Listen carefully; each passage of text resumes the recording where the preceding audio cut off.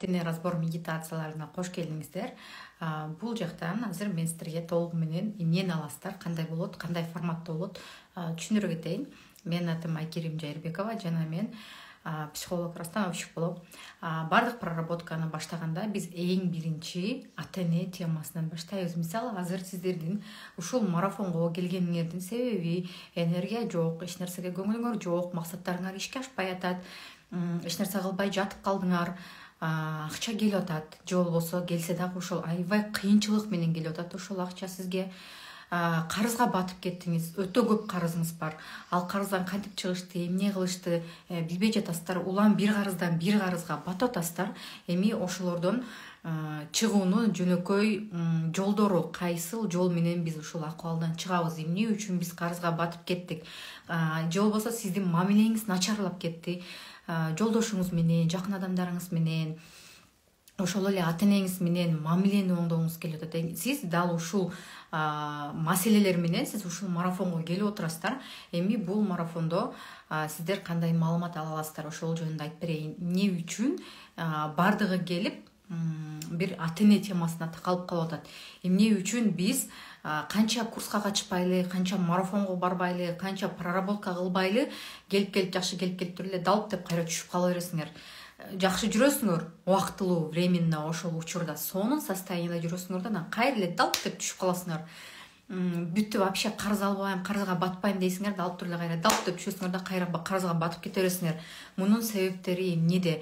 Эмне үчүн ата-эне менен мамиле, ата-эне менен карыз, ата-эне менен акча, ата-эне менен самооценка байланышкан, ошол боюнча ушул эфирде айтып берем. Анан кийинки сабактарда эмне болот? Бул ата-эне разбор медитациясынын жаңы версиясы, обновленный, жаңыртылган версиясы. Сиз ошол жаңыртылган версиясын алдыңыздар, демек бул жакта кошумча дагы 5 медитация болот. Эң биринчи бизде кыскача теория болот. Теория дегенде мен силерге кыскача айтып беремин, бул эмне жөнүндө экен. Андан кийин ошонун практикасын кыласыздар. Практика бул уже разбор медитация. Бул разбор медитацияларды сиз өз алдынча кылсаңыз болот. Бул биринчиси. Бул разбор медитацияларды бир гана жолу кылсаңыз да болот. Эгерде бир жолу кылганда толук бая сизде трансформация болгон болсо, толук сиз ошол адамды кечирип, кабыл алып, баягы өзүңүздө болгон чувство вины, чувство долганы кетирген болсоңуз, демек сиз толугу менен ал жакты бүтүрдүңүз деген сөз. Ошондой эле эгерде ошол практикалар сизге туура келбей жаткан болсо, балким сиздин атаңыз, апаңыз дагы деле көзү тирүү, ал жакта болсо көзү өтүп кеткен, ата-энеңе практика жаса деп аткан болсо, сиз ошол эле практикаларды башка адамдарга жасасаңыз болот. Сиздин жакын адамыңыз, өтүп кеткен жакын адамыңыз болушу мүмкүн башка. Ошол адамга жасасаңыздар болот. Мисалы, тайнеңиз, таятаңыз, чоң атаңыз, чоң апаңыз өтүп кеткендер, ошол адамдарга жасасаңыз болот. Бул биринчиси. Бул практикалар өтө универсалдуу. Бул практикаларды бардык учурда бардык адамдарга жасай бересиздер. Мисалы, ошол учурда эгерде сиздин апаңыздын апасы өтүп кеткенде, атасы өтүп кеткенде, тайтаңыз өтүп кеткенде, ошол апаңыз ошол адамдарга таарынычтар калып калган болсо, өзүнүн ата-энесине, өзүнүн ичинде бойдор калып калган болсо, ошону азыркы күнгө чейин сизге айта бере турган болсо, сиз апаңыздын ордуна туруп, анын апасын, анын атасын проработка кылсаңыз болот. Алардын өтүп кеткенин проработка кылсаңыз болот. Андай жолу дагы бар. Мен практика учурунда сиздерге айтамын, либо сиз ошону өзүңүздүн ордуңузда туруп жасайсыз, либо баягы башка адамдын ордуна туруп жасайсыз. Ошол эле практикаларды жолдошуңуз үчүн жасасаңыз болот. Жолдошуңуздун балким апасына болгон, атасына болгон таарынычтары бар, коюра албай атат, кетире албай атат, баягы ошол нерсени дагы бул практика жүзүндө жасасаңыздар болот. Көпчүлүк учурда эркектер бул нерсеге ишенбейт, жасабайт. Дал ошол себептен сиз алардын ордуна жасасаңыздар болот. Эми ал жакта кайсы практикалар кетип атат? Эң биринчи күндө мен сиздерге теория менен практиканы берем. Бул атаны жоготуп алуу практикасы. Эгерде сиздин атаңыз өтүп кеткен болсо, именно неважно канча жашта өтүп кеткен, эмне болуп өтүп кеткен, вообще айырмасы жок. Дал ошол мезгилге кайтып сиз ошол практиканы жасайсыздар. Андан кийин эгерде апаңыз өтүп кеткен болсо, ошол практиканы жасайсыздар. Андан кийин эгерде апаңыз тирүү болсо, апаны кабыл алуу деген практика бар. Ал тайне апа мен деп кетет да, мына ушул үч жактан кетет. Ошол практиканы жасайсыздар. Андан кийин атаны кабыл алуу практикасы бар. Атаны кабыл алыш үчүн биз апа аркылуу барабыз да. Мен сиздерге азыр ошону мындай түшүндүрүп берем да, кагаз жүзүнө жазып түшүндүрүп берем. Анан ата энени жубай катары кабыл алуу. Эгерде биз бала кезде баягы идеалдуу картинаны көргөн эмес болсок, бала кезде атаңыз апаңызды жакшы көрүп, көңүл буруп, баягы белек берген нерсени көргөн эмес болсоңуз, ар дайым силердин үй бүлөңөрдө уруш талаш, ызы чуу, атаңыз ичип келет, апаңыз эртеден кечке иштейт. Эгерде ошондой окуяларны көргөн болсоңуз, сиздин үй бүлөңүздө деле идеалдуу картина болбойт. Анткени сиз идеалдуу картинаны өзүңүздүн үй бүлөңүздөн көрүп алган жоксуз. Демек сиз ал нерсени өзүңүздүн жашооңузга ишке ашыра албайсыз. Биз ата энебиздин жашоосун, жашоо образын эле өзүбүздүн жашообузга алып келип кайталай беребиз. Көпчүлүк учурда дал айымдар өзүнүн ата энесинин апасынын жашоосун кайталайт да. Көпчүлүк учурда дал ушул жактан келген окуя бул.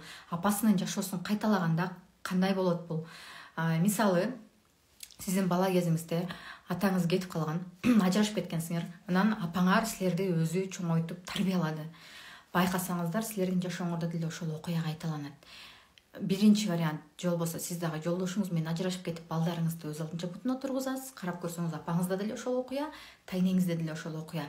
Же болбосо дагы бир варианты, жолдошуңуз менен жашайсыз, бирок жолдошуңузда мындай жоопкерчилик жок. Үй бүлөгө болгон жоопкерчилик жок. Бүт жоопкерчиликти сиз өзүңүздүн мойнуңузга алып алгансыз. Өзүңүз эле ошонун үстүндө жүрөсүз, аракет кыласыз, балдарды кийинтесиз, ичинтесиз, жолдошуңуздун эч нерсе менен иши жок. Вроде бы күйөөм бар, а вроде бы жок деген мааниде да. Ошол эле ажырашып кеткен болобу, өтүп кеткен болобу жолдошу. Эгерде атаңыз өтүп кеткен болсо, анан апаңыздар сизди чоңойткон болсо дагы ошол окуя деле азыркы жашоодо кайталана берет. Ошентип эле бул баягы сценарий да, кайталанма сценарий деп коет да. Биздин өзүбүздүн апабыздын жашоосун кайталай беребиз, барып анан өзүбүздүн жашообузга да ошол нерсе келе берет. Биз ошол нерселерди эмне кылабыз? Калыбына келтиребиз. Ошондо ата энени жубай катары кабыл алуу дегенде, бул атам, бул апам, экөө бири-бирин жакшы көрөт. Неважно ошол жакта ичкилик менен алек болгон болсо, таштап кеткен болсо, өтүп кеткен болсо, апаңызга кол көтөрсө, сабаса, ошол нерсени баары сиз көрө берсеңиз, кийин жашооңузга ошол нерсе келе берет. Анткени сиздин мээңизге ошол программа кирип калган. Бүттү, сиз ошол программа менен жашай бересиз. Эркек деген кол көтөрөт, эркек деген ичет, эркек деген измена кылат, башкаларга барат, это нормально деген программа мээңизге кирип калган болсо, сиздин жолдошуңуз то же самое, нормально сүйлөшүп жүргөндө сонун жүргөн жолдошуңуз барып ошондой болуп өзгөрүп кете берет. Анткени эмне үчүн? Сиздин подсознанияңызда ушул программа бар. И подсознанияңыз баягы ошол программага алып келиш керек да. Ситуацияны бул жагы да өзгөрүп баштайт. Подсознанияңызда кайсы программа болсо, жашооңуз ошол жагына өзгөрүп кете берет деген сөз да. Ошондуктан биз эң биринчи фундамент ата энеден баштайбыз. Биздин базабыз, биздин прям баштай турган нерсе бул ата эне темасы.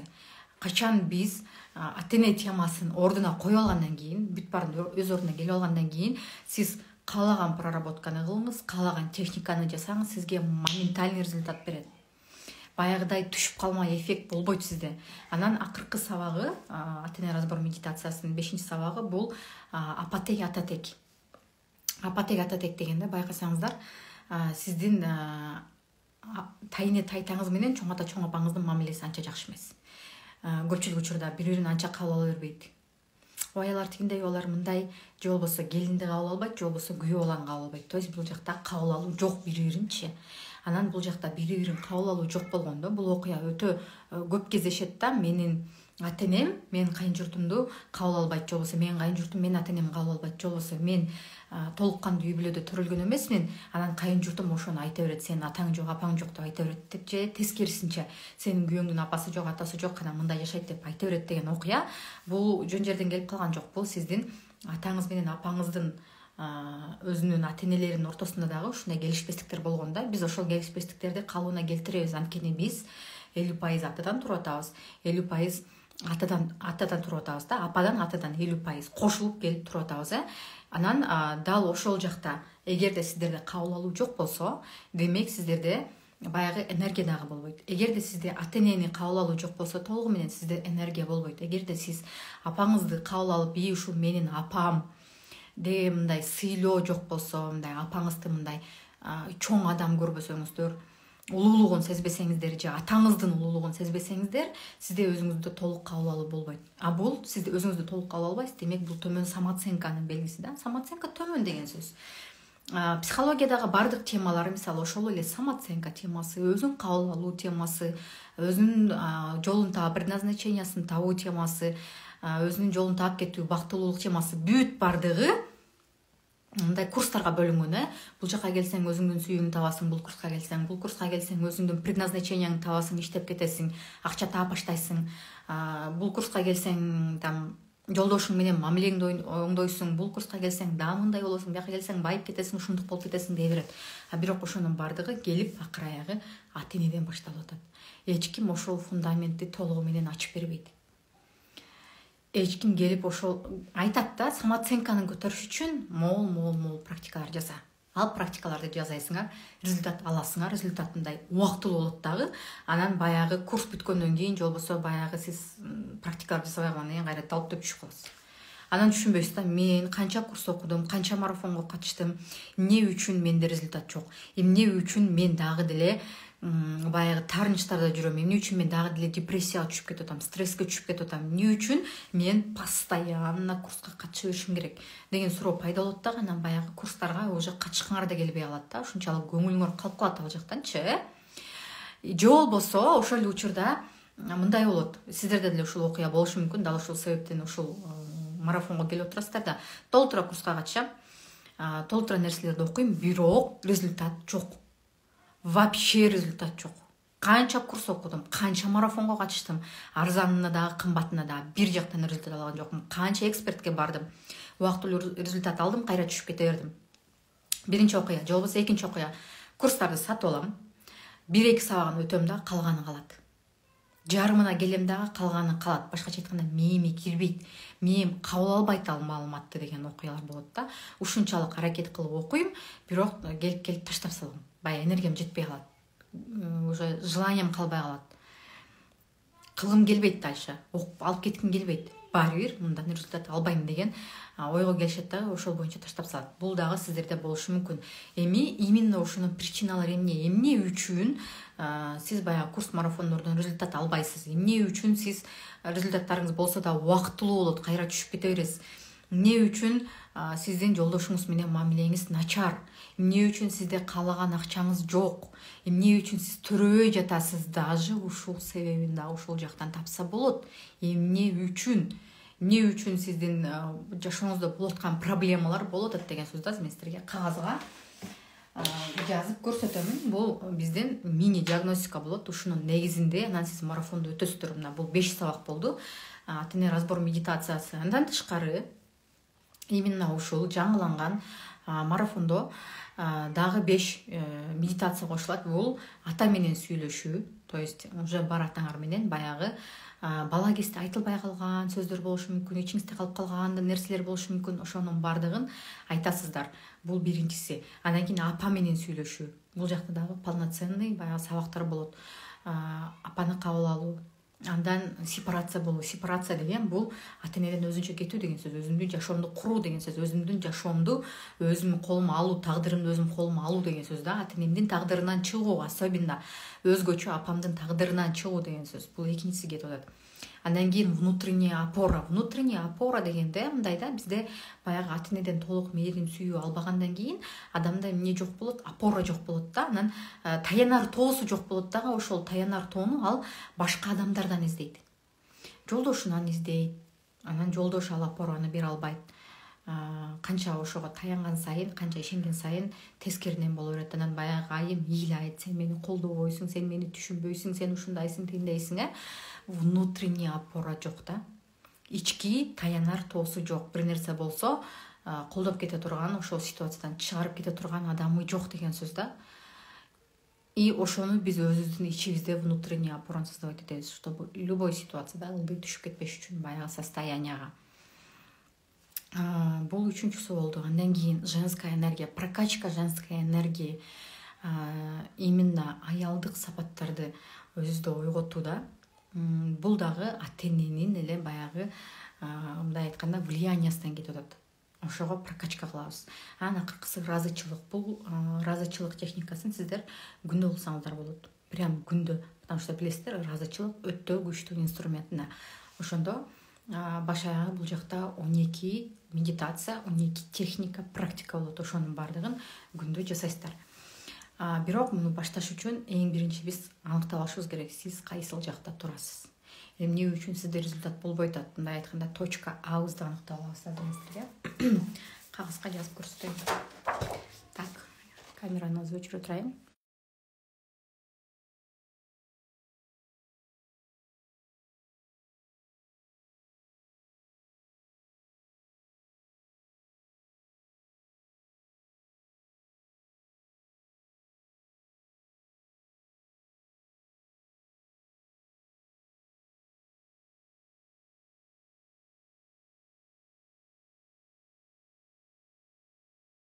Могул жакта менин окуям точно ушундай болуп атат деген. Мына караңыздар.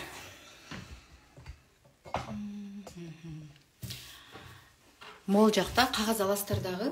Эң биринчи нерсе эмне кылабыз? Өзүңүздөрдү тартасыздар. Тартас дегенде мен сүрөт тартканды билбейм дешет адамдарчы. Бул жакта сүрөт тартканды билиштин кереги жок. Биринчиси мындай кружок эле, жөн эле кружок мына. Бул жакка мен деп жазасыз. Андан кийин өзүңүздүн апаңызды каяктан көрүп атасыз.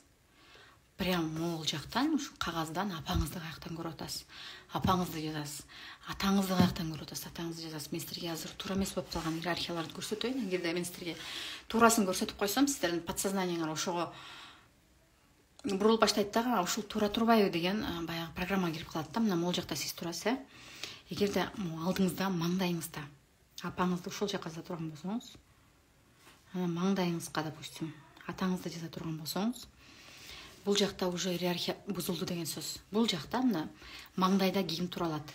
Эгерде алдыңыздан көрө турган болсоңуз, атаңыз биякта деле болушу мүмкүн, биякта деле болушу мүмкүн, неважно. Главное, могул ата-энеңизди, сиздин өзүңүздүн мондай линия болсо, ушул маңдайдан көрө турган болсоңуз, демек сиз орун алмашып калды деген сөз. Орун алмашып калганда алдыда только бала тура алат. Алдыда эч качан ата-эне турбайт. Бала турганда мына сиз өзүңүздүн апаңызды, атаңызды маңдайыңызга коюп алып, аларды бала катары көрүп атасыз. Иерархия бузулду бул жакта уже. Сиз бул жакта, мына могул жакта турганда, местаңар алмашканда сиздин апаңыздын апасы болуш үчүн ким болуп каласыз сиз апаңызга? Тайэне болуп каласыз, туурабы? Тайэне болуп каласыз апаңызга. Тайэне болдуңуз дегиче бүттү бул жакта уже сиз тайэнеңиздин энергиясында жүрүп каласыз. Тайэнеңиздин энергиясы болгондо бул жакта пенсияга жашайсыз. То есть тайэнеңиз иштей албайт да, туурабы? Пенсия алат. Ал пенсиясы канча миң, сиздин кирешеңиз да ошончо миң болот. Тайэнеңиздин ден соолугу жок. Анткени ал жаш өтүп калган адам. Демек сизде да ден соолук болбойт. Ооруганыңыз ооруган боло берет. Дагы эмне болушу мүмкүн бул жакта? Тайэнеңизде энергия жок. Жаш өтүп калган адамда энергия жок.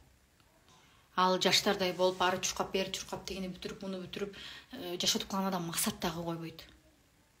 Ал күнүмдүк жашоо менен жашайт. Бул жакта максат жок. Ушу балдарым аман болсун, баары аман болсун, эртең таңдан аманаталы. Карган адамдын ою ушул гана. Бүттү, башка эч нерсе жок бул жакта. Энергия жок, эртеңден турсаңыз эле энергияңыз жок. Турсаңыз эле эч нерсе кылгыңыз келбейт. Максатыңыз жок, жашоого кызык жок. Анан өтө көп претензиялар, таарынычтар. Жаш өтүп калган адамдар, мурунку адамдар негизи эле баягы претензиясы көп болот любой адамдынчы. Любой адам претензиясы болот. Болгону азыркы жашоодогу биз, мисалы, психология эмне экенин билип калгандан кийин биз мындай проработка кылганды үйрөнүп калдык таарынычтарды. Таарынычтарды кетириш керек экен, кечириш керек экен деп проработка деген түшүнүк болуп калды биздечи, кичинечи. Анан ошонун үстүндө иштеп калдык. А бул жакта жок да эч нерсе. Бул адам билбейт, ал адам таарынып кечириш керек экенин, кое бериш керек экенин билбейт, таарына берет. Демек сизде дагы ошол таарынычтар толтура. Сиз канча кечирбеңиз, канча аракет кылбаңыз, жок. Курс марафон өтөсүз, результат жок. Курс марафондон результат жок. Бул кайсы учурда болот? Жаш өтүп калган адам жаңы маалыматты кабыл алабы? Жок, кабыл албайт. Эч качан кабыл албайт. Курс деген эмне экенин билбейт, марафон деген эмне экенин билбейт, результат дегенди билбейт. жаш өтүп калган адам, илгерки адамдар особенно бул жакты кабыл албайт. Канча аракет кылбаңыз, эмне кылбаңыз, кабыл алуу жок бул жакта. Сиз дагы баягы тайенеңиздин ордуна тура алып эле курска катышасыз, марафонго катышасыз, результат албайсыз. Акчаңыз жок, кыйратып акча таппайсыз. Потому что тайенеңиздин пенсиясы андан аша акча албайт да, значит сизде да жок. Ден соолугуңуз жок, ооруганыңыз ооруган. Энергияңыз жок, эртең менен турдуңуз, уже чарчап турдуңуз. Эч нерсе кылгыңыз келбейт. Максатыңыз жок, эмне болуп күн өтүп атканын түшүнбөйсүз. Башка адамдарга тарынычтарыңыз өтө көп, претензияларыңыз өтө көп. Көрүңүздөрбү? Ошентип эле жашай бересиз. Ошентип күнүңүз өтө берет. Либо бул адам өтүп кеткен, ал жок.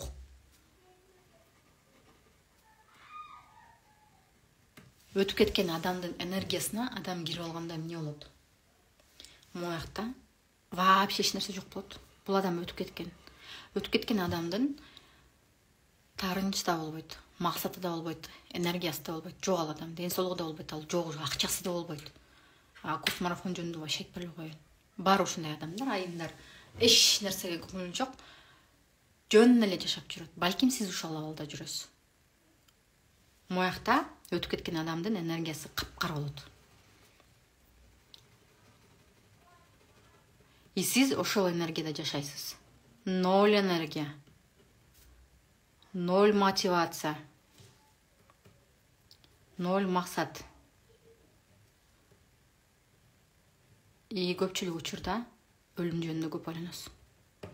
Бывает мындай, туруп эле оюңузга келип кетет да. Мен өлүп калсам эмне болот? Менин балдарым ким багат? Жашоосу кандай болот? Ар адамдыкы ар кандай. Бирок качан сиз апаңызга апа болгондо сиз тайне болдуңуз. Тайнеңиз тирүү болсо могул окуялар болот. Тайнеңиз өтүп кеткен болсо мына могул окуялар болот. Энергия жок, эч нерсе жок. Бул жакта адам жашабайт, бул жакта мүмкүнчүлүк жок. Акча жок бул жакта. Эч нерсе жок бул жакта. Мамиле дагы жок бул жакта. Элементарно мамиле жок. Бул жакта да мамиле жок, мамиле бул жакта да жок. Сиз бул жакта жолдошуңузга кайненесиз.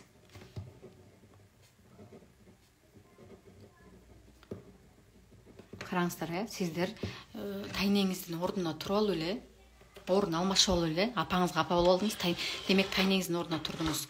Бул жактан сиз эмне болот? Сизде мамиле жок. Күйөөңүз менен урушасыз, талашасыз. Бул жакта күйөөңүз жолдошуңузга сиз кайнене болуп аласыз. Күйөөңүз сиздин күйөөңүз эмес, күйөө балаңыз болуп калат. Күйөө балага мамиле кылгандай мамиле кылып каласыз бул жактан күйөөңүзгө. Элементарно өзүңүздөрдү байкасаңыздар, кайнене күйөө балага кандай мамиле кылат. Смотря алгандай күйөө бала болот, ошого жараша. Күйөө бала антпейт, мынтпейт, кызымды бакпайт. Эгерде претензия көп болсо, ошол претензия. Тайнеңиздин көз карашы менен карайсыз, ошол эле өзүңүздүн жолдошуңузга деле. Көрүңүздөр, кандай жолдошуңузга анын көзү менен карайсыз.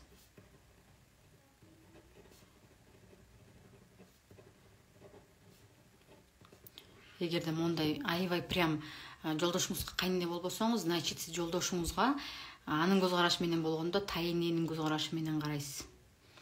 Тайенеңиздин күйөөсү менен мамилеси кандай эле? Сиз билбейсиз да тайтаңыз менен кандай мамиледе болгонун. Балким тайтаңыз ичкен, балким тайтаңыз кол көтөргөн, балким тайтаңыз там экинчи аялы бар болчу. Азыр сиздин күйөөңүз ичет, кол көтөрөт, либо там экинчи аялы бар, же болбосо ойношу бар. Үйгө көңүл бурбайт, балдарды тарбиялабайт.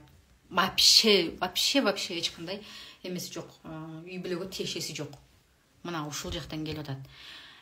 Ошондуктан биз мен дегенде апаны атанын ордуна келтиребиз, экөөнү тең.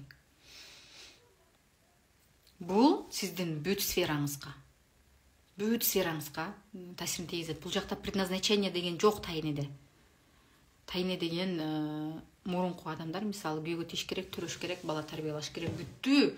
Аларда мындай алдыга умтулуу, максат коюу, жаркын жашоо, байып кетүү, там машина алуу, үй алуу деген максат жок ал жакта.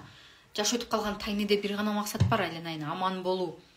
Өтүп кеткен тайнеде эч нерсе жок. Вообще абсолютно ничего нет. Ноль. Элестетиңиздер. Эми эгерде сиздин иерархияңыз ушундай боло турган болсо. Бул кайсыл учурда болот? Кантип биз ушу иерархияга сиз тайны ордуна түшүп калганын кантип билесиз? Апаңызды аяйсыз. Апам байкуш тигинтип, апам байкуш тигини кылып, кыйналып, бизди чоңойтуп, өстүрүп, анан мен анан ак сүтүн актай албай, мен апама жардам бере албай деген окуя, мындай чувство вины кетет да буяктанчы ужечи. Чувство вины, чувство долга деп коет. Өзүңөрдү күнөөлүү сезесиңер, өзүңөрдү карыздар сезесиңер апаңардын алдында. Апам мени чоңойтту, ушунча тарбия берди, билим берди, өзү көтөрдү деп аяйсыңар. Биринчиси аяп баштайсыңар, аялга тар аяйсыңар. Качан аяп баштайт айым? Өзү турмушка чыгып, өзү балалуу болуп, башына келгенден кийин, түшүнгөндөн кийин апасын аяп баштайт. Бул биринчиси. Анан чувство вины, чувство долга түшүп кетет. Мен күйгө тийип кеттим. Мен апамдын алдына апама эч нерсе кыла албадым, апама эч нерсе бере албадым. Чувство долга кетип баштайт. Элдин кыздары тинтет экен, элдин балдары мындай кылат экен, мен ошону кыла албайм. Бүттү, мояка чувство вины, чувство долгага кеттиңерби? Мунун последствиясы кандай болот? Мунун жыйынтыгы кандай болот? Бияктан карызга батасыз. Карыз. Карыз эмне үчүн батат? Анткени сиз өзүңүздүн ордуңузда эмессиз, тайнеңиздин ордундасыз. Мояка туруп алдыңыз сиз. Карызга кеттиңиз, бүттү. Же болбосо бул жактан апаңызга претензияларды коесуз. Апам андай эмес, апам тиндей эмес, апам аны кылып койду, муну кылып койду. Бул жакта таарынычтар. Апаңызга претензия койсоңуз, таарынычтарыңыз болсо, бул эмнеге алып келет? Могул претензия, таарынычтар. Бул жакта жолдошуңуз менен мамиле бузулат.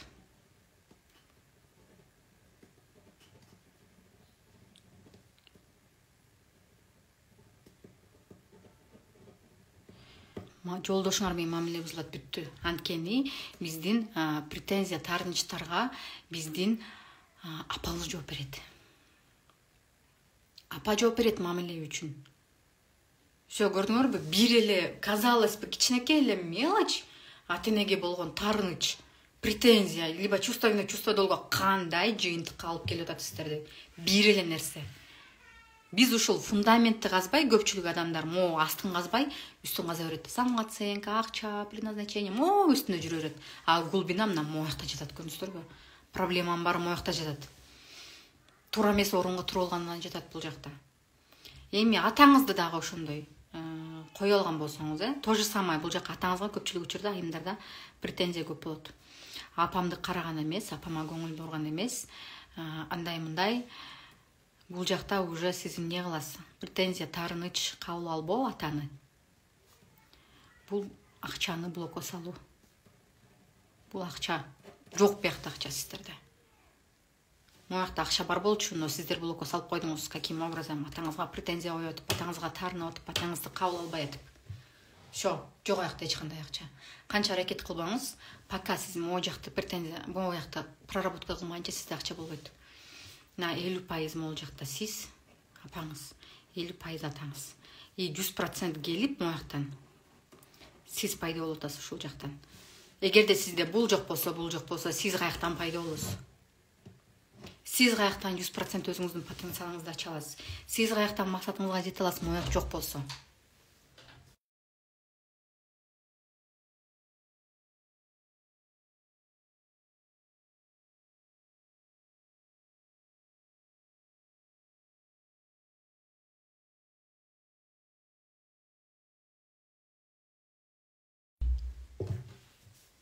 Мына моy жакта мисалы апаңыз 10% принятый болсо сизде, атаңыз 10% принятый болсо, сиз биякта 20% болсоңуз, 20% энергияңыз эмнеге жетет сиздин?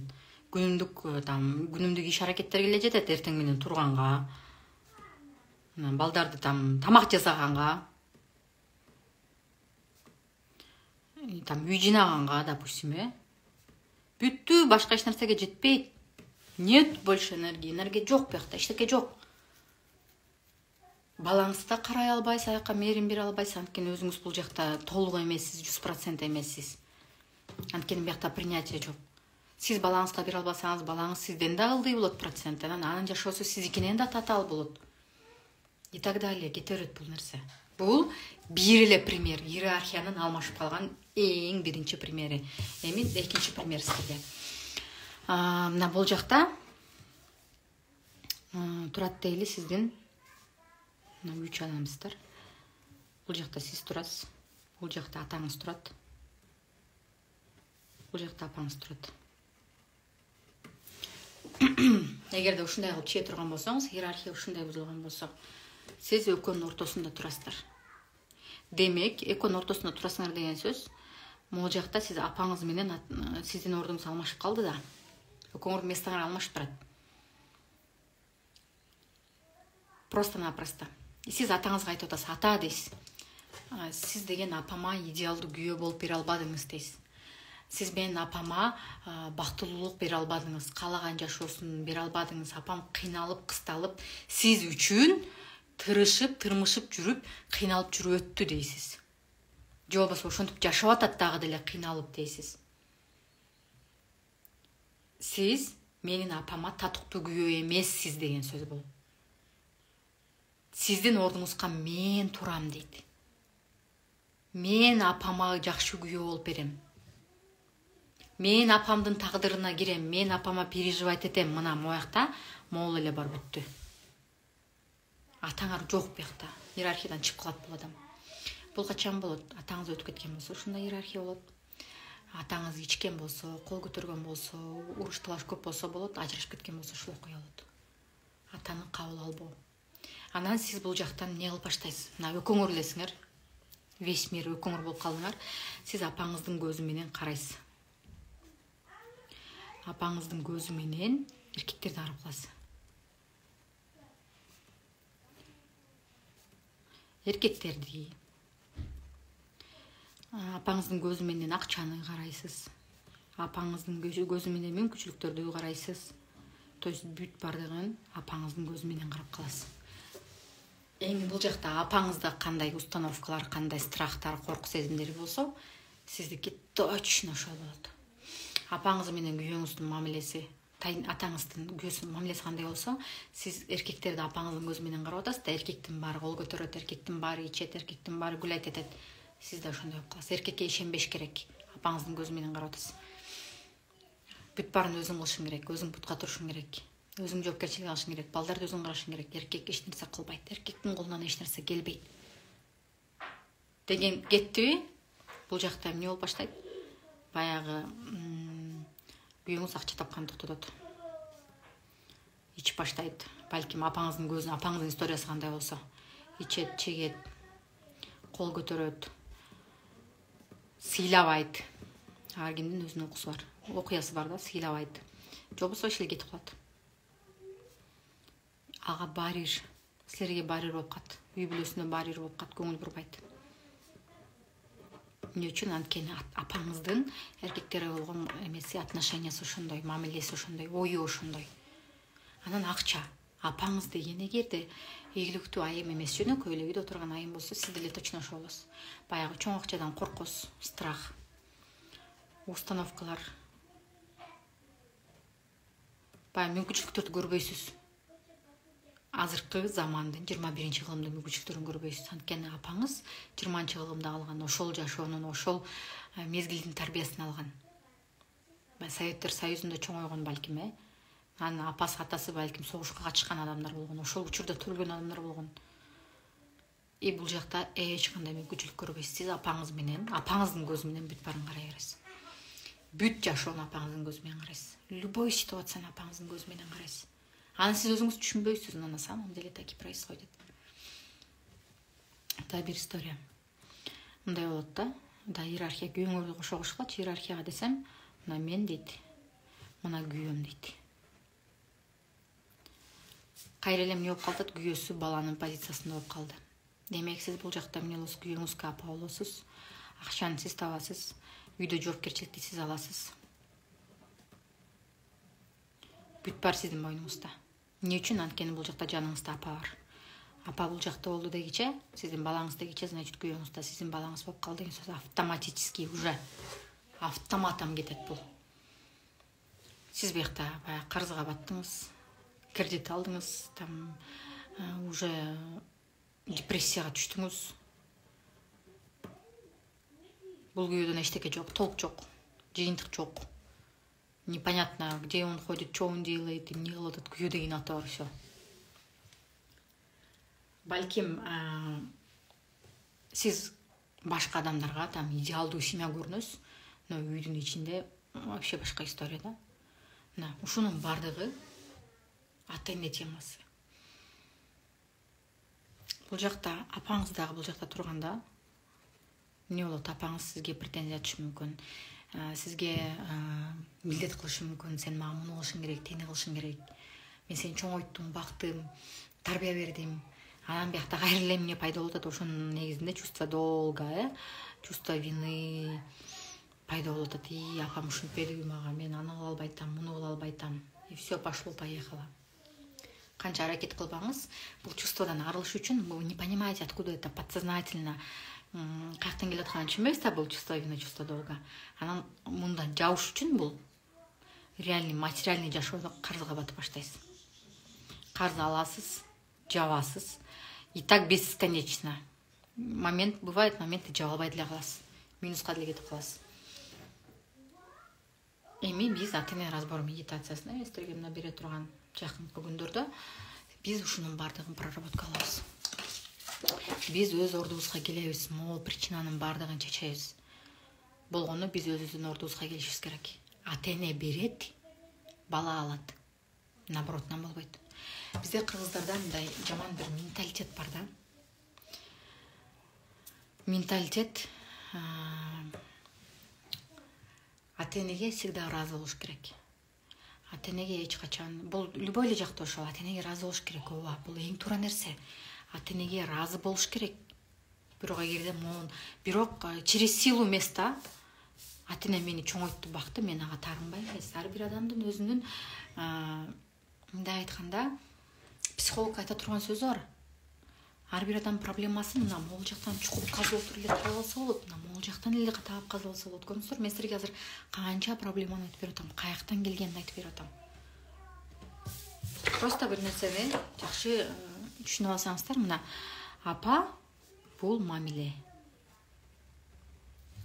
Мындай айтканда апа барабар күйөөңөр деген сөз да. Ата барабар силердин акча деген сөз. Жөнөкөй тил менен айтканда. Апа ошол эле учурда мындай не только күйөө менен эмес, социум менен болгон мамиле. Сиздин элге мындай чыгып, элге аралашканыңыз апа. Акча бул жакта масштаб. Чоң масштабка чыгуу ата, бул чоң масштаб. Опс. Эми эгерде сиздерде күйөөңөр менен мамилеңер начар болуп атса, өзүңөрдүн ордуңарды таппай атсаңар, предназначениеңерди таппай элге аралаша албай атсаңар, потому что адам только элге аралашканда гана өзүн табат. Адамсыз жашап кете албайт. Любой жакта адам менен мамиле курасыңар. Акча табууда деле сатасыңар силер. По-любому өзүңөрдүн убактыңарды сатасыңар, өзүңөрдүн билимиңерди сатасыңар, кимге, башка адамга сатасыңар. Эгерде ошол жок болуп атса, акча жок болуп атса, мындай социумга аралаша албай атсаңар, предназначениеңерди таппай атсаңар, предназначение деп коеюн, жакынкы адамдар менен мамилеңер начар болуп атса, кайнене, кайынжурт бар, акчаңар жок болуп атса, сиз каалаган чоң масштабка чыга албай атсаңар, демек эмне кылыш керек? Апаны, атаны проработка кылыш керек. База, фундамент. Анан барып, анан мол айсбергдин түбү болсо, анан айсбергдин үстү бияктанын. Биягында самооценка, предназначение, курстар, там акча темасы, анан бизнес, анан масштаб, анан дагы балекет курстар. Курстарда эмнени алып атасыз? Сиз могул үстүн алып атасыз. А вот глубина бул жакта жатат. Сиз качан могул глубинаны алгандан кийин, анан бул жагы оңой кетет сизге. Жөнөкөй мындай дагы ата-эне барабар самооценка. Ошол жакта жатат бул деле. Сиз ата-энеңизди проработка кылыңыз, автоматически у вас самооценка проработается. Внутренняя самооценка — это про внутреннюю опору. Внутренняя опора адамда бар болсо, самооценка автоматически бул жактан көтөрүлөт. Өзүндө ишеним, самооценка деген эмне? Адам өзүнө ишенбегенде самооценка төмөн болот. Адам качан өзүнө ишенет? Качан ата-энеси ага ишенгенде. Биздин базанын фундаменти ата эне болуп кетет. Ой сен колуңан келбейт, ой сен кыла албайсың, ой сен эч нерсени кыйратпайсың. Элдин баласын карачы, тигини карачы, муну карачы дей берсе, сиздин самооценкаңыз ошончо түшөрөт, көрдүңүздөрбү? Ата эне сиздин самооценкаңызды спокойно түшүрүп коет. Ошол эле ата энени, эми ата энеден баягы ал адам барбы жокпу, ата энеңиздер өтүп кеткен болсо, сиз алардан сурай албайсыз да. Ошондуктан сиз өзүңүз баягы мояка түшүп калган самооценканы проработка кылып отуруп өзүңүз өйдө көтөрөсүз. Ошонто отуруп сиз могул потолокту могу жакты пробивать этесиз. Ошонто отуруп сиз акчаны пробивать этесиз. Өзүңүздүн предназначениянын пробивать этесиз. Отношениянын пробивать этесиз.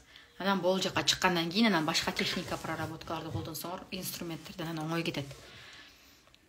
Самооценка, там техникалар, там акча чакыруучу практикалар, предназначение таба турган инструменттери, масштабка чыга турган, мисалы бизнес ачам десеңиз, там Инстаграмды үйрөнүш керек, Wildberriesке чыгыш керек деген сыяктуучу. Мына уже ушул жактан кетет.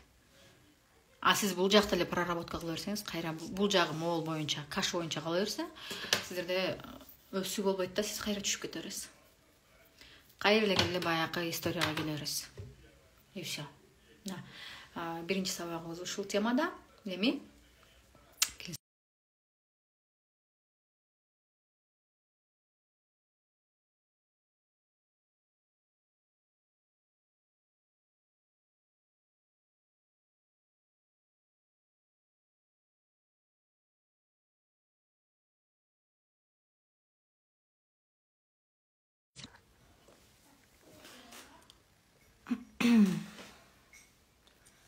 бул марафонубуздун мындай айтканда бул базасы, фундаменти. Биз именно ушул темалардын үстүндө иштейбиз. Бүт биздин сабактарыбыз жана 5 күндүк ата-ана разбор медитациясы, андан кийинки кошула турган сабактар, медитациялар именно ушул жөнүндө. Биз ушунун баардыгын калыбына келтиребиз. Сиздерге эң биринчи тапшырма азыр сабактарды көрүп баштаардан мурун, эфирден кийин кагаз алыңыздар дагы, таза кагаз алыңыздар дагы, жазып чыгыңыздар. Мен мондай кружоктор чечип бердим сиздерге. Мондай кружокторду чечесиздер. Анын ичине жазыңыздар: мен, апам, атам. Анан жолдошуңарды кошуп койсоңор болот. Либо азыркы учурда сиздин мындай көңүлүңүздү ортоткан, тарноткан адамдарды кошуп койсоңуздар болот. Сиздин иерархияда алар каякта турат? Балдарыңар каякта турат? Жазып коюңуздар. Кийин именно ошолорду баягы баарын проработка кылгандан кийин акырындан көрөбүз канчалык деңгээлде ошонуңар өзгөрдү. Для себя жазып сактап коюңуздар. Анан бүт баарын өтүп бүткөндөн кийин, сабактардын баарын проработка кылып бүткөндөн кийин экинчисин баштайсыздар. Эми бул жака сабактарды баштарда у вас обязательно сопротивление болот. Обязательно ошол нерсени кылгыңар келбейт. И это нормально. Баягы бойлго баргысы келбейт. Баягы балалыкты, баягы ооруларды, жүрөк ооруларды эстегиси келбейт. Качат ал историядан. Жок деп качат. Бирок именно ошол сопротивлениеда, именно ошол жакта силердин рост турат деген сөз. Силердин өсүү именно ошол жакта. Именно бардык нерсе ата энеден башталат. Ошондуктан биз эң биринчи ата энени проработка кылабыз. Сиздер бул марафондон кийин каалаган техниканы, практиканы колдонуңуздар, у вас залетает этот 100%. То есть баягы сиз мээңиз кабыл албай аткан информация уже түшүп баштайт. Подсознанияга напрямую түшүп баштайт. Эмне үчүн? Анткени сиз бул жактагы блокторду, ата эненин ойлорун, ата эненин жашоосунун установкасынан баарынан чыгасыздар. Именно ата эненикинен. Өзүңөрдүн жашооңорду колуңарга аласыңар. Мындай айтканда сепарация болосуңар. Психологияда сепарация деген сөздү көп колдонушат. Ата энеден өзүнчө кетүү дегенчи баягы чувство долга, чувство винаны аласыңар. И баягы эгерде карыз үчүн переживать этип аткан болсоңор, кечке карызды ойлонуп, баягы марафондордон кийин уже баягы состояние акырындык менен кетет. Переживать этпей каласыңар. Уже четкий, понятно, ясно болуп баштайт. Чувство долга, чувство винаны таап чыгып алып салабыз аны. Мен силерге азыр эң биринчи практикаларды берем. Именно эмоцияларды ачуу практикаларын. Көпчүлүк учурда бизде бала кезден ата энебиз эмоциябызды буп коет, бекитип коет. Бекитип койгондо ыйлаба, өңгүрөбө, мен өлгөндө ыйлайсың, түнчүндө ыйлаба, жамандык чакырып атасың, эч нерсе болбойт, өтүп кетет, оорубай калат, көзүң аккыр деген сөздөрдү көпчүлүк адамдар уккан бала кезинде. Ошентип атып сиз баягы эмоцияңыз бекилип калган, мындай переживать этип жаман болуп аткан учурда сиз уже ата энеден мээңиз сиңип калганда сразу стоп деп өзүңөр токтотобуз да, ичиңерге чогултуп бересиз. Копите в себе. дагы мындай сүйүнүү эмоциясы, бир нерсеге сүйүнүп, эмне сүйүнүп атасың, эмне жыргап атасың, түн ичинде ыйлайсың. Күлбө, түндө ыйлайсың. Атене ошол сөздү бизге ушунчалык киргизип койгон да. Тине ыйлап чыктыңбы түнү менен? Там башка ситуация болушу мүмкүн да, вообще другой, мындай эч кандай тиешеси жок, обязательно баягы установка кирди да, азыр мен күлсөм түндө ыйлайм деген. И жашоодо деле ошол, азыр мен жыргасам, демек аркасынан жаман нерсе келет. Наказание келет, мен жооп беришим керек. Ошон үчүн мен сүйүнө албайм, даже ошол эмоция жок менде. То есть жиндене албайм, даже жинденсең эмне атеңе каяш айтып калдың беле, жооп берип калдың беле. Унчукпа, отур. Ошентип отуруп биздин ата-энелерибиз баягы эмоцияларыбызды басып алат. Сиз ыйлай албай, же күлө албай, же жыргай албай, же жиндене албай, анан ичиңизде баарын чогултуп, катып отура бересиз. Ал ичиңизде чогулган эмоция кетип калбайт, ал биз аны жутуп коюп атабыз да, ал сиздин денеңизге кете берет. Денеңизге тарай берет. Чогулуп ала ооруга айланат акырындык менен, анан батпай калганда денеге чыгып баштайт, тиягынан биягынан знактарды берип баштайт. Там женский жаңыр ооруйт, ар жаңыр ооруйт, бир жаңыр ооруйт. Ошолордун баары башталат. Эми бул жакта проработка кылганда эч кандай чудо болбойт. Болгону причинно-следственная связь деген нерсе бар да. Баягы сиз проблеманын түпкү тамырын таап, ошол түпкү тамырын излечивать этип баштаганда бул жагы өзүнөн өзү айыгып кете берет деген сөз. Мисалы, оорутканда деле адамга диагноз коюп туруп дарыласаң, анан ошол ооруң айыгат да. Диагноз койбой туруп эле интернеттен окуп алып, особенно Google'дан, же элден окуп алып, ушундай турбай, значит мен ушу менен оорутам деп эле дарылай берсеңер, баягы ооруңар айыгабы, жок, айыкпайт. Точно ошол эле сыяктуу да, бул жанагы биз өтүп аткан марафондор, курстар, и что-то решение ушул жакта окшойт деп теге бара бериңиз, баягы точно диагноз койбой эле элден көрө эле, значит мен ошо менен ооруйт турбайбы деп эле Google'да ача алып эле баягы оорулардын диагнозун кое алып эле, анан сабакка катыша бергендей да. Где-то жардам берет, но акыры аягы барып жакшылыкка алып келбейт. Бизде мен силерге бир жөнөкөй пример айтып берейин. Балам стоматит болду. Оозу стоматит, иче албай, жей албай калды. Анан Инстаграмга чыгарсам, толтура рецепттерди беришти. Толтура рецепт беришти. Мен максимально адекватный рецепттердин баарын алып бүт жасап көрдүм. Где-то бир 4 күн жасадым окшойт. Бир күн жасайм, жок, тигини жаса дейт, муну жаса дейт, оозун тиги менен чайкат, муну сеп дейт, муну коюп кой дейт. Кетет баягы ооручу. Стоматит кетет. Кечинде все кеттим, мына эртең менен сом окот, эртең менен турсаң кайра эле баягы воспаленный да, оозучу. Анан айлам кетти, анан вообще тамак жей албай калды да бала. Болбой калганда анан стоматолог алып бардым. Стоматолог ана мурун барып тишин жолдуруп кеткен элек да, көрсө ал мындай стоматит эмес экен, ал именно баягы тиши уштукуй болуп өйкөй берген стоматит экен. Тиши жарабай калып, ал жагы курттап кеткен тишкен да, анан улам уштукуй болуп чыгып калган жери экен, анан ошо воспаление болуп бериптир да. Анан баягы баланын тишин жулгандан кийин анан эс алса болобу, баягы стоматиттен эч нерсе жок. И бул жакта жанагы миллион курс марафондор ошол сыяктуу да. Мына ушундай проблема болуп атабы, акчаң жок болуп атабы, могуга катыш, могуга катыш, мына могул жактан сиздер катышасыздар, себесиздер, баягы дарыны сепкендей элечи, баягы жаратыңызга 1-2 күн результат берет, 1-2 ай результат берет, анан кайра эле баягы башталып берет. Демек биз анын түпкү тамырын табабыз. Түпкү тамырын таап алгандан кийин аны алып салсаңар, в моменте больно болот, баягы тиш жулганда деле ооруйт да, укол сайганда ооруйт да. А биз бали ушул бүттү, андан кийин ал ооруну унутасыңар деген сөз. Бул жактан деле түпкү тамырын баягы ата-энени проработка кылдыңарбы, бүттү, андан кийин унутасыңар. Андан кийин уже өзүңөр каалаган методдорду, техникаларды колдонуп эле бүт бара иштей берет. Все будет заходить. Эң биринчи адамдын состоянияңар өзгөрүп баштайт. Ыйлайсыңар, баягы буңар чыгат, сыртка чыгат, бүт баарын чыгарасыңар, максимально чыгарасыңар, өзүңөргө кармабайсыңар. Ошон үчүн биз эң биринчи сиздерге жана практикаларды беремин. Именно эмоцияларды ачуу практикаларын. Эмоцияларды ачып алган соң, анан сиз калганын жасайсыздар. Эмоцияны ачып алган соң, калган практиканы жасаганда баягы пробка бекилип турган пробка мындай атат да. Анан кетти деп койгоп анан токтоно албай ыйлайсыңар.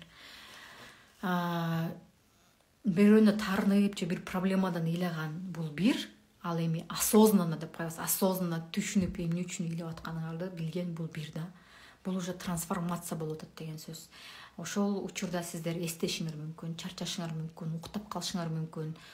Уктап калганда уже сопротивление, башың оорушу мүмкүн. Баш ооруган это тоже сопротивление. Просто ачпай таштап салышыңар мүмкүн. Бул дагы сопротивление. То есть ошол сопротивленияга барабыз. Ошол сопротивленияга киребиз. Ошо болдорду чыгарабыз, баягы денебизге, баягы ичибизде чогулуп калган нерсени баарын чыгарабыз сыртка. Ар кимдин организми ар кандай. ыйлайсыңар, кусасыңар, туалетке чуркайсыңар, неважно, но баягы эмоция денеден чыгышы керек максималдуу түрдө ошолорду чыгарабыз. Суроолор болсо мага жазасыздар. Мен бул сабактарды бүт баары Telegram каналдан, Telegram каналга кирсем дагы астына чат коюп коем. Ошол чатка жазсаңыздар, мен силерге жооп берип турам. Сөзсүз түрдө, максималдуу түрдө күндө бирден сабак көрүп, күндө проработка кылып акырына чыгарыңыздар. Ошол. Анда эмесе баарыңыздарга ийгилик. Башында жанагы диагностиканы чыйып алабыз. Мен апам, атам, күйөөм, балдарым, таарынган адамдарыңарды кошуп коесуңар. Эң аягында дагы ошону көрөбүз. Кимде кандай болду, канчалык деңгээлде проработка кылдыңар. Аягында мен силерге дагы кайтарым байланыш берем. Кайсыл жактан баягы калууна келбей калган нерселер болсо, дагы эле туура эмес болуп аткан болсо, ошону кандай өзгөртсөңөр болот. Биринчи момент жазгандан кийин сөз түрдө бул ушул эфирдин алдына баягы сүрөткө тартып туруп жөнөтүп коюңуздар. Мен силерге айтам, сизде могул аңлашып калыптыр, мону оңдошуңуз керек деп. И ошонун негизинде сиз уже түшүнүп алып, уже проработка кылып баштайсыздар. Мен моякта экенмин, значит мен могу практикага кирип, могу техникага кирип, конкретно проработка кылышым керек экен. Анан бүткөндөн кийин сизде могул бул жарыңыз идеально болду, где-то может быть что-то осталось, ошону проработка кылып коюңуздар. Бүтүп проработка кыласыз дагы баягы системада өзүңүздүн бүт баарын ордуна келтиресиз, адамдарды ордуна келтиресиз, өзүңүздү калыбына келтиресиз. И бүттү. Ошол менен өзүңүздүн ордуңузда турганда сиз уже баягы максаттарыңыздагы, каялдарыңыздагы оңой ишке ашат. Кыйынчылык менен эмес, жылдап эмес, батыраак ишке ашат. Баягы жылбай турган ишиңиз жылып баштайт. Карыздарыңыз төлөнүп баштайт, же болбосо карыздарыңыз келип баштайт.